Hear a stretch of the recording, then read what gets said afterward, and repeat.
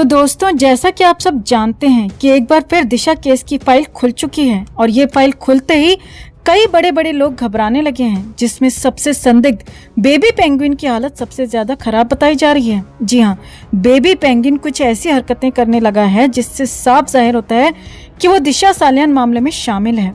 तो आखिर ऐसा क्या किया बेबी पेंगुइन ने जिससे लोग कहने लगे चोर की दाढ़ी में तिनका। आखिर किस तरफ जा रही है दिशा सालियान केस की फाइल, और क्या दिशा केस की जांच होते होते सुशांत के राज से भी पर्दा उठ पाएगा? आपको दिखाते हैं, बताते हैं सब। आप भी इस खबर को ज्यादा से ज्यादा लाइक और शेयर कर अपना प्यार और सपोर्ट जरूर दिखाएं और कमेंट में जस्टिस फॉर दिशा और सुशांत जरूर लिखें। तो दोस्तों, एक बार फिर दिशा सालियान मामला सुर्खियों में है और ये फाइल एक बार फिर खुलते ही सियासी गलियारों में भूचाल सा आ गया है। जी हाँ, जिस दिशा केस को सुसाइड केस बताकर दबाने की कोशिश की गई थी वो एक बार फिर सामने आ गया है, जिसके चलते सुशांत केस में शामिल आरोपी भी थर-थर कांपने लगे हैं। क्योंकि हम सब जानते हैं कि एक बार दिशा केस की मिस्ट्री सॉल्व हो गई तो अपने आप सुशांत का मामला भी सुलझ जाएगा। दिशा को न्याय मिल गया तो सुशांत को न्याय मिलना तय है। तो ऐसे में खबरें निकल कर आ रही हैं कि दिशा मामले में एक बार फिर नई एसआईटी टीम बिठाने की तैयारी चल रही है और इस बार जांच में उन लोगों को भी शामिल किया जाएगा जो अब तक अपने रुतबे के दम पर बचते आए हैं। जी हाँ, हमारा इशारा किसकी तरफ है ये तो आप सब समझ ही गए होंगे। इस केस में शामिल सबसे बड़ा नाम बेबी पेंगुइन का निकल कर आया था और अब दिशा केस की फाइल खुलते ही अब तक बचता आ रहा बेबी पेंगुइन किस तरह से छटपटा रहा है ये किसी से छिपा नहीं है। वो तरह तरह के बयान दे रहा है, उसकी बौखलाहट साफ नजर आ रही है और इसी दौरान उसने एक ऐसा ट्वीट भी कर दिया है जिससे कि लोग कहने लगे हैं कि इसे ही कहते हैं चोर की दाढ़ी में तिनका। तो क्या आदित्य ठाकरे को भी इस पर पूछताछ के लिए बुलाया जा सकता है? अगर ऐसा होता है तो ये दिशा केस में अब तक का सबसे बड़ा टर्निंग पॉइंट होगा और इसी वजह से आदित्य ठाकरे काफी बौखलाए घबराए नजर आ रहे हैं और उनकी ये बौखलाहट, उनकी ये घबराहट उनके लेटेस्ट ट्वीट में भी साफ देखी जा सकती है, जो कुछ इस प्रकार है। आदित्य ठाकरे अपने लेटेस्ट ट्वीट में कहते नजर आ रहे हैं, ये जानने की जरूरत है कि हमारा देश कैसे तानाशाही की ओर बढ़ रहा है। ये वर्तमान शासन आपके अधिकार, स्वतंत्रता और संवैधानिक को छीन लेगा। ये सरकार बनाम विपक्ष के बारे में नहीं है, ये हमारे देश, हमारे लोकतंत्र, हमारे संविधान और हमारी स्वतंत्रता के खतरे के बारे में है। ये किसी भी अन्य मुद्दे से परे है। क्या हम जल्दी दुनिया की सबसे बड़ी तानाशाही के रूप में जाने जाएंगे? तो दोस्तों, आदित्य ठाकरे ने इस ट्वीट के जरिए सीधे सीधे वर्तमान सरकार यानी मोदी सरकार पर हमला बोला है। आदित्य ठाकरे जिस तरह की बयानबाजी कर रहे हैं, जिस तरह अपने मुद्दों से इतर ऊट पटांग ट्वीट कर रहे हैं, उससे तो यही समझ आता है कि वो अंदर से कितने घबराए हुए हैं, डरे हुए हैं। और तभी लोग कह रहे हैं कि ये जरूर दिशा मामले में 100% शामिल हैं। तभी उनकी बौखलाहट, उनकी घबराहट इस तरह निकल कर आ रही है। तो ऐसे में जब दिशा केस की फाइल एक बार फिर खुली है तो लोग उम्मीद कर रहे हैं कि इस बार ये जांच सिर्फ दिखावे के लिए ना हो, बल्कि ये जांच अंजाम तक पहुंचे और इसी केस से जुड़ा सुशांत का मामला भी सुलझे, सुशांत को भी न्याय मिले। तो कुल मिलाकर लोगों में एक बार फिर दिशा और सुशांत को न्याय दिलवाने का जज्बा जगा है और लोग एक बार फिर दिशा सुशांत के न्याय के लिए एक साथ आवाज उठा रहे हैं। तो क्या आप भी अब तक इस मुहिम से जुड़े हुए हैं? अगर जुड़े हुए हैं तो एक बार फिर दिशा सुशांत के इंसाफ के लिए अपनी आवाज बुलंद कर लें और इस खबर को ज्यादा से ज्यादा लाइक और शेयर कर हमारे साथ इस मुहिम का हिस्सा बने।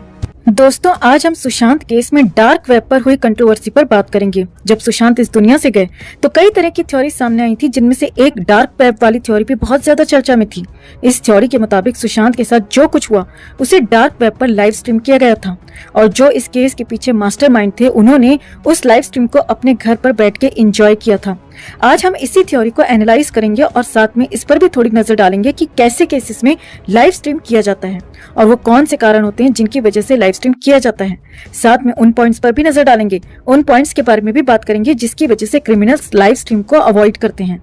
साथ में ये भी बताएंगे कि सुशांत के केस में लाइव स्ट्रीम हुआ था या नहीं हुआ था। पहले जानते ये हैं कि लाइव स्ट्रीम कब और क्यों किया जाता है। दरअसल लाइव स्ट्रीम उन केसेस में किया जाता है जिनमें खत्म कराने वाले लोग बहुत ऊंची पकड़ रखते हैं, यानी कि बहुत हाई लेवल के लोग होते हैं और जिनका उस कांड कराने वाली जगह पर यानी कि जो क्राइम सीन होता है वहां पर आना पॉसिबल नहीं होता या वो क्राइम सीन पर आना नहीं चाहते। तो उस टाइप के जो लोग होते हैं वो लाइव स्ट्रीम को ज्यादा प्रेफर करते हैं। दूसरा कारण है कि लाइव स्ट्रीम कराने वाले जब खत्म होने वाले को खुद खत्म होता देखना चाहते हैं, अपनी आंखों के सामने उसको एक तरह से पूरा जो सीन है, पूरा जो इम्प्लीमेंटेशन है उसको अपनी आंखों के सामने लाइव देखना चाहते हैं।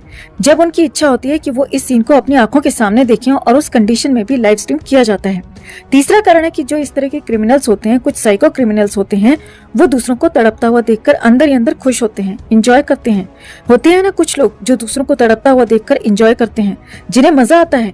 तो उस टाइप के जो क्रिमिनल्स होते हैं, उस टाइप का जिनका माइंड होता है, जो दूसरे के दुख को देखकर खुश होते हैं, तो उस टाइप के लोग भी कह सकते हैं कि लाइव स्ट्रीम कराते हैं। चौथा और सबसे महत्वपूर्ण कारण है कि जब मर्डर कराने वाला खुद लाइव देखकर ये तसल्ली करना चाहता हो कि जो टारगेट है वो पूरी तरह से खत्म हो गया है, क्योंकि ऐसे लोग 0.1% भी रिस्क नहीं लेना चाहते। वो टारगेट को फिनिश होते देखना चाहते हैं अपनी आंखों के सामने। उन्हें कह सकते हैं कि या तो जिससे काम कराया जा रहा है उन पर भरोसा नहीं होता, या कह सकते हैं कि वो उस कंडीशन में नहीं होते कि वो थोड़ा सा भी रिस्क ले लें कि कहीं ऐसा हुआ कि 2-4 घंटे बाद वो जो टारगेट है वो जिंदा बच जाए, तो पोल खुलने का डर होता है। तो वो बिल्कुल भी 0.1% भी रिस्क नहीं लेना चाहते, जिसकी वजह से वो लाइव स्ट्रीम कराना ज्यादा प्रेफर करते हैं कि अपने सामने टारगेट को फिनिश होते देखा जा सके।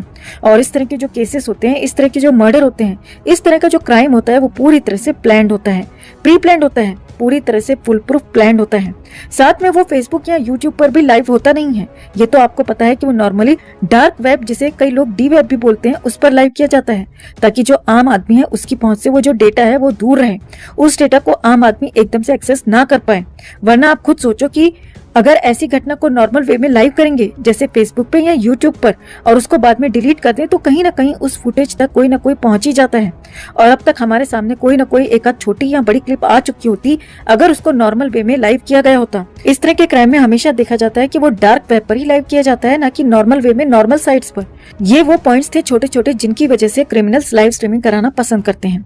अब बात करते हैं उन पॉइंट्स पर, उन कारणों की जिनकी वजह से जो बड़े बड़े लोग हैं, जैसे बड़े बड़े एक्टर्स हैं, जो नेता हैं या बड़े बड़े बिजनेसमैन हैं, वो लोग लाइव स्ट्रीम करने से बचते हैं या उसको अवॉइड करते हैं। और ये वो भी कारण हो सकते हैं जिसकी वजह से हम मानते हैं कि सुशांत का जो केस है वो लाइव स्ट्रीम नहीं था। तो उनमें पहला और सबसे बड़ा कारण तो यही है कि आज की डेट में जो डार्क वेब है वो आम आदमी की पहुंच से बहुत ज्यादा दूर नहीं रह गया।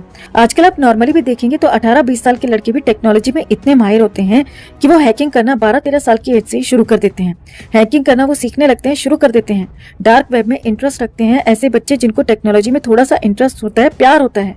तो मान लिया जाए कि अगर बेबी पेंगुइन लाइव स्ट्रीम कर भी रहा था सुशांत वाले केस की, तो क्या उसे डर नहीं था कि उसका जो फुटेज है, उसका जो क्लिप है वो बाहर आ सकता है? ऑफ कोर्स उसे डर होगा, क्योंकि आज की डेट में डार्क वेब इतना सीक्रेट नहीं है जितना सीक्रेट वो पहले हुआ करता था। तो ऐसी बात नहीं है कि कोई उस तक पहुंच ना पाए या कोई उसको एक्सेस न कर पाए। और इतना प्रिकॉशन तो आज की डेट में हर कोई रखता है कि इतना बड़ा सबूत वो खुद से ना छोड़ दे। और ये लाइव स्ट्रीम वाला अगर फुटेज बाहर आ जाए तो वो अपने आप में इतना बड़ा सबूत है कि किसी और सबूत की जरूरत ही नहीं पड़ेगी। उसके बिना पर ही क्रिमिनल को इजीली आरोपी साबित किया जा सकता है। तो क्यों कोई अपने खुद से ही अपने पैरों पर कुल्हाड़ी मारेगा? और ऐसा भी नहीं है कि लाइव आते टाइम पर, लाइव स्ट्रीम करते टाइम पर इस तरह के क्राइम के समय वो अपने फेस पर मास्क लगा कर आएंगे। मास्क क्यों लगाएगा? क्योंकि वो तो ऑलरेडी फुल प्रूफ है कि कोई इनको देख नहीं सकता, कोई उनको एक्सेस कर ही नहीं सकता डार्क वेब पर। तो ऐसा भी नहीं है कि मास्क लगा कर आएंगे। तो ये एक कारण था जिसकी वजह से हमें लगता है कि जो बड़े बड़े क्रिमिनल्स होते हैं वो लाइव स्ट्रीम को आज की डेट में अवॉइड करते हैं। और सुशांत के केस में भी इस वजह से ये लाइव स्ट्रीमिंग को अवॉइड किया गया होगा।